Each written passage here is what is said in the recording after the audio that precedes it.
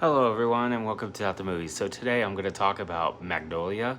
This is directed by Paul Thomas Anderson and it came out in 1999. So, interesting movie.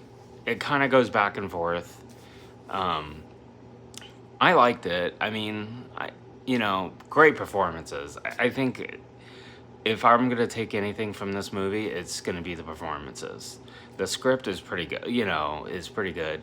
It's really interesting because when I was looking at IMDb about the film, like George C. Scott and like apparently he like threw the script at Paul Thomas Anderson and thought it was crap.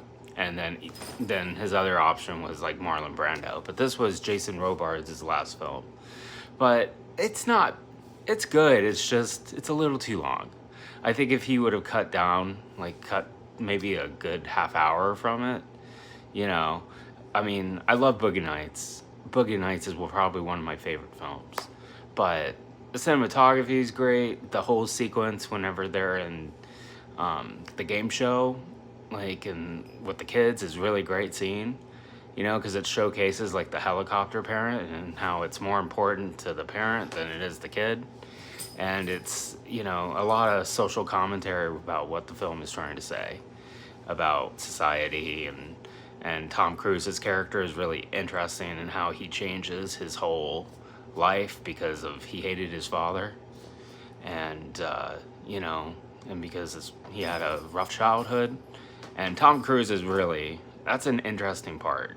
Yeah, the guy's in a cult, but he's still a great actor.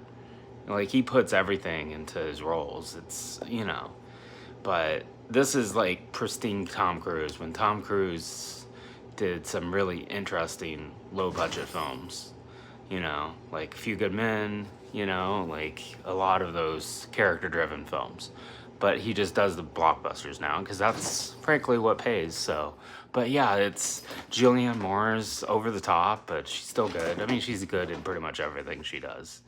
But yeah, check it out. I mean, it's interesting. It's just, it's not something I would revisit. I saw this when I was a kid, and I just thought it was okay. It had some really good parts, but, it's still a good movie.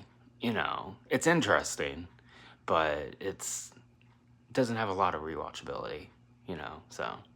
And as you know, I look at films from the rewatchability. Can I rewatch this a few times? So, thank you very much for watching, and you can watch more shorts right now.